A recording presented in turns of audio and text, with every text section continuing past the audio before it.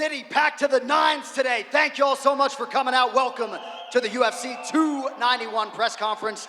As many of you know, it all goes down live on pay-per-view this Saturday from Delta Center. UFC 291, Poirier versus Gaethje 2. And before we do get started, on behalf of the UFC, I would like to give a huge thank you to the Utah Sports Commission and the Smith Entertainment Group for all of their support and hard work to make this incredible event a reality. All right, who has the first question? John Morgan.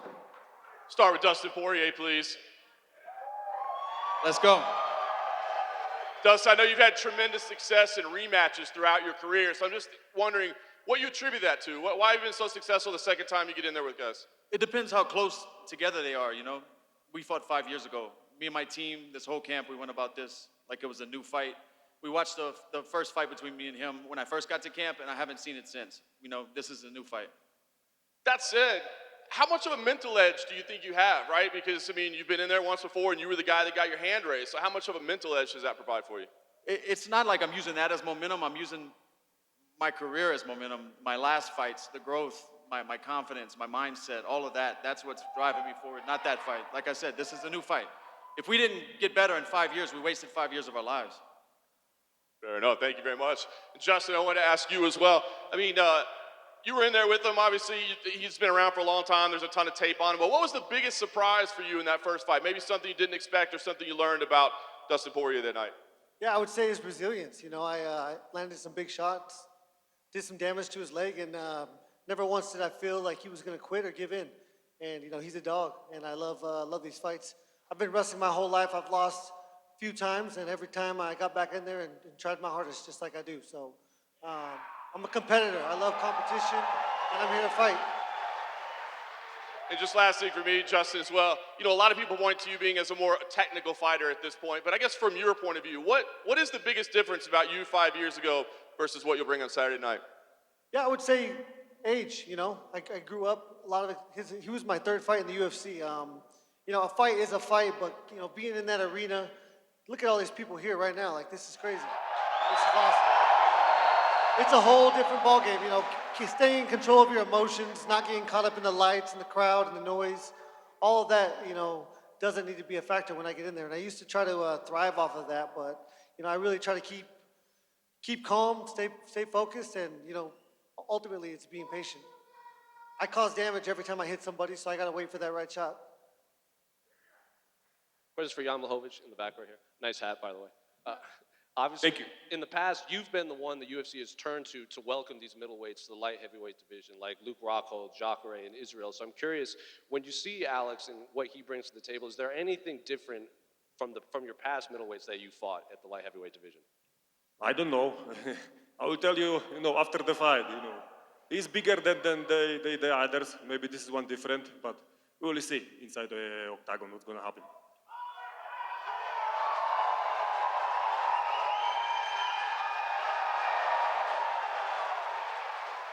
Questions for Alex. When you see Jan's past fight, he's obviously had a lot of success against middleweights coming up. You obviously, like he said, are bigger than them. So I'm curious, what do you see from Jan's game that maybe other middleweights haven't been able to take advantage of? Pergunta para o Alex. Ele, como eu já mencionei, já recepcionou muitos médios vindo para o meio pesado. Que diferença? Ele falou, você é um cara maior do que ele está acostumado. O que você vê de diferença que você pode tirar sendo um cara maior e chegando e sendo recepcionado por ele? Bom, acho que essa parada de recepcionar, né, o peso médio e fazer voltar, eu acho que algumas pessoas acreditam em superstição, mas eu não acredito. Da mesma forma também que, às vezes, quando ele foi nocauteado, foi cruzado de esquerda. E eu nocauteio todo mundo com cruzado de esquerda. Se ele pensar nisso, pô, ele não vai ter um bom desempenho, né? Ele tem que esquecer tudo isso e, pô, focar só no sábado. This thing about welcoming the middleweights to the division. I mean, I don't believe in superstition. I don't believe he should believe in superstition as well. Just like every time he got knocked out, it was with a left cross. Every time I knock anybody out, it's with a left cross. If you think about it, you're not going to fight. So let's focus on Saturday. That's what you need to focus on. One more for both Jan and Alex. Jan, I'll start with you. Obviously, Jamal Hill has vacated the belt, so I'm curious, do you view this as the #1 contender fight for a possible fight for a vacant title? Of course, after Saturday, I'm going to be next fighter for the title shot. I believe in that. Same questions for Alex. Pergunta novamente, depois da lesão contra o Jamal Hill, imagina-se que o vencedor dessa luta lute pelo cinturão. É isso que espera também? Com certeza, né? Tá tudo certo já. Porra, quero fazer essa luta, meu foco é essa luta. E mais, com certeza, vamos para a próxima, ganhando essa cinturão.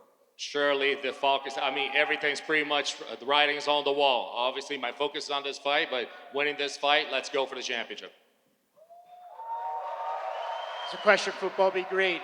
Bobby, a lot of people are talking about how unusual Tony is when he fights, but you're pretty unique in there yourself. Do you think people are overlooking how unorthodox you fight? Man, so all I want to say is, it's going to be the shit. It's going to be the shit.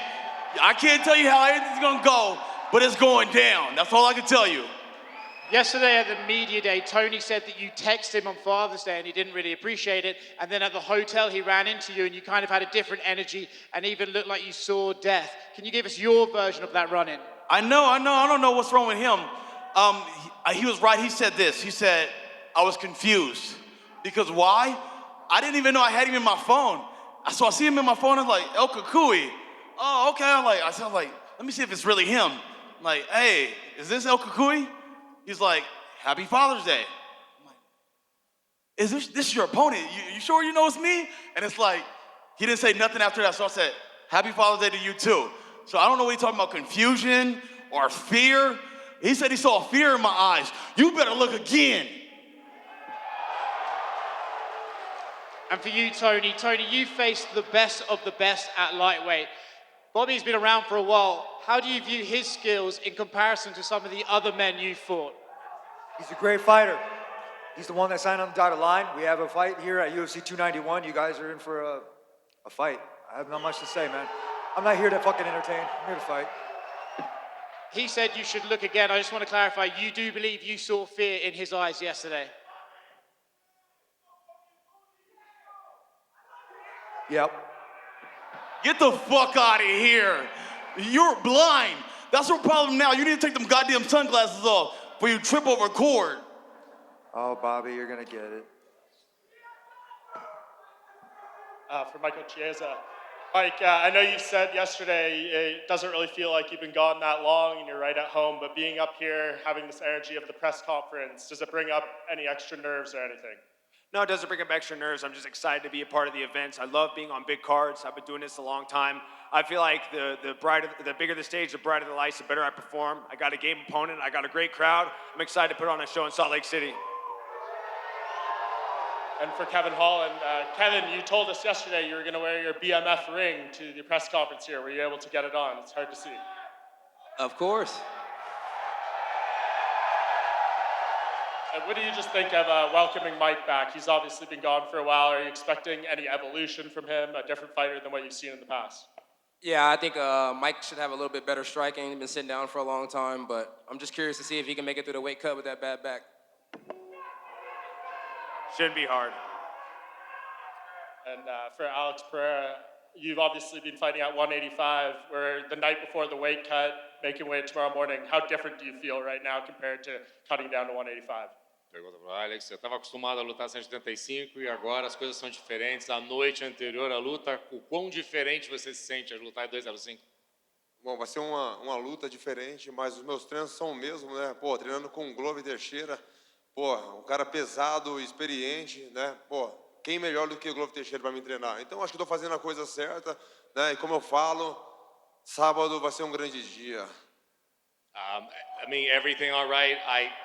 For me to fight, it doesn't change anything. It doesn't change the training. I mean, I'm training with Glover Teixeira. What better guy to get me prepared for this than fighting with Glover Teixeira? As I said, Saturday, it's going to be a great day. And for Dustin and Justin, a lot of talk about the BMF title. It's finally sitting there just a couple feet in front of you. Does that bring any more excitement, or would you just think now that you've had an in-person look, Justin, you can start? I still can't see it, but I've seen it on TV, and it's beautiful. It's going to look great on the wall. This does a lot for our legacy. We all dream of creating a legacy that will live on forever. So this is part of that. This is a huge statement. Yeah. That's what it is. This is a legacy fight. And we have one of these sitting in my gym, and this one's going right next to it, man. And just one more for you, Dustin. You know, around all your fights, you like to put a charity goal with the Good Fight Foundation. Can you just tell us a little about what you're doing with this fight? Yeah, I fly home Monday. 2 days after that, on Wednesday in Lafayette, Louisiana, we have our annual backpack and school drive pickup. So families in need, we'll be handing out food, backpacks filled with school supplies for the year. Me and the Good Fight Foundation. And this is the first time I wasn't home. I was in training camp during the process of breaking down all the school supplies and packing the backpacks. And I know that takes days and days to do because I've done it a few times. And I just want to thank to everyone who lended their time and sweat in that warehouse and packed those backpacks for all the kids. Thank you. Question for Dustin Poirier over here. You said yesterday at the media day, you said after the first fight with Justin Gaethje, you guys were sitting together at a pay-per-view, and you said to him, hey man, I don't know if I want to do that again. Can you just go through the mindset? Like what goes through your mind when you're like, you know what, I'm going to flip that switch, and I'm going to tell myself, hey, I want to take this fight again, let's go do that. Yeah, when I was sitting by him and I said that, the fight hadn't been offered. I didn't think that was the next fight or that was going to happen. And when my phone rang and they said, it's Justin, I felt those butterflies and I said, we got to do it, you know? That's what that was. And question actually for John Anik. You've been able to kind of host a lot of big pay-per-views. It was, you know, I got kind of hyped up when you were at the Kamaru Usman and Leon Edwards one. I want to get your thoughts on this card and kind of hype it up in the fashion that only, you know, John Anik can do.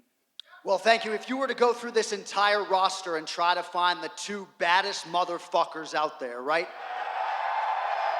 I'm not sure you wouldn't settle on these two guys, right? And that says nothing about the rest of the depth on the card. Look at all the talent we have up here. Alex Pereira moving up, taking on the former champion. We're absolutely loaded. And as many of you know, you were here for Leon Edwards' mastery a year ago. We're excited to be back.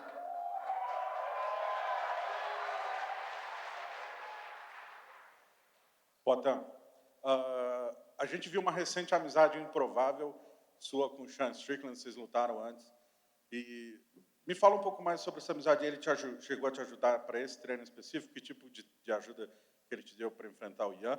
E você pretende treinar mais com ele no futuro? A gente pode até ver, de repente, você ajudando ele, caso ele lute com o Adesanya?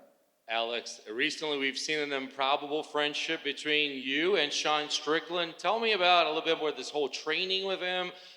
Is it going to continue? And could we see you maybe helping him as he fights Israel? I don't know. A gente tem contato, né, de treino, né? Igual da última vez que eu fui lutar com a Adesanya, eu fiz um convite para o Sean Strickland e ele falou que iria na minha academia, mas aí estava muito corrido, então ele não conseguiu ir. Mas depois, essa próxima luta dele, ele me contactou e falou, pô, teria interesse e tal. Pô, a gente chegou, treinamos junto, foi um treinão, né, um cara, pô, bacana. E é isso, né?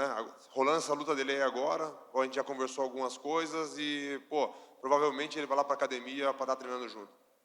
This is a guy that actually, I did invite him. I did call him up before fighting Adesanya. He couldn't, but eventually he was able to. Actually, this past fight, ever since, after his last fight, he contacted me, came into the gym. We had a banging session. We had a great workout, and I think we're going to do this again. And I think he's going to come down to the gym, and in the future, we're going to continue to train.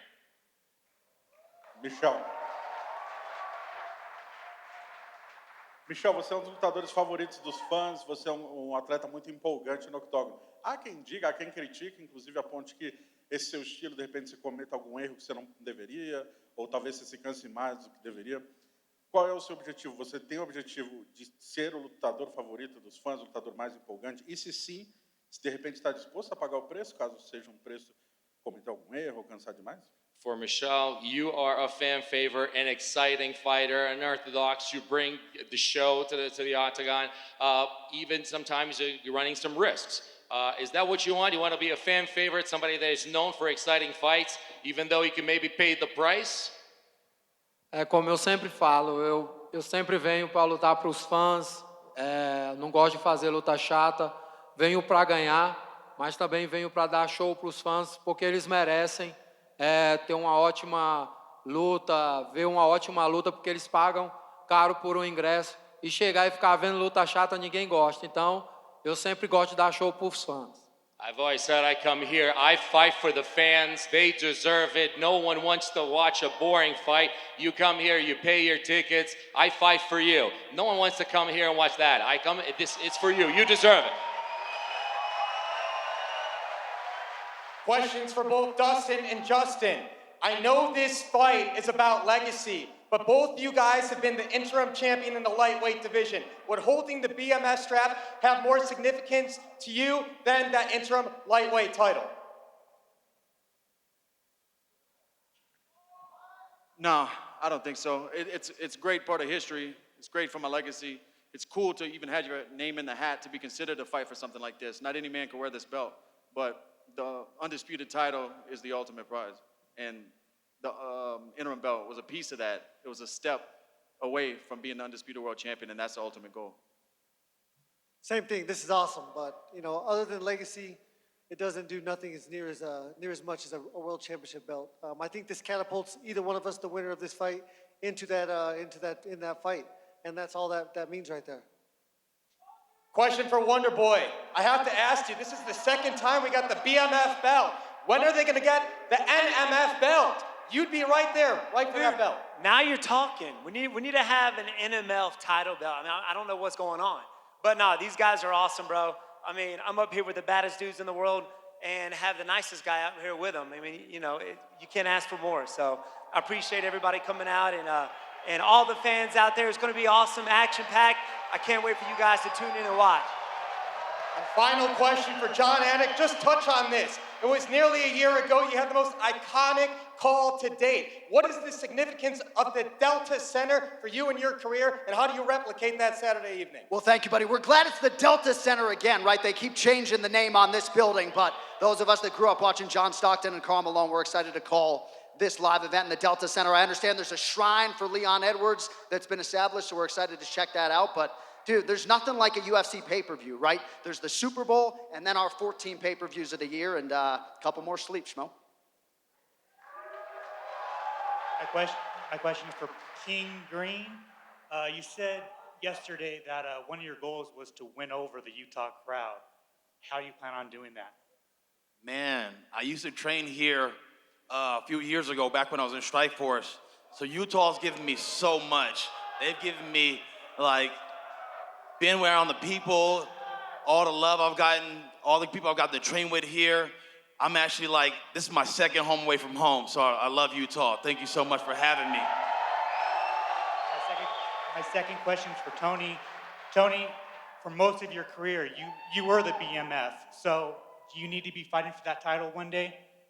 No, fuck no, dude. I fight for the real title. I got 5 fights in the title. Bobby's the first step right here this week. I'm going to go out there. I'm going to finish in my fighting style. So thank you very much.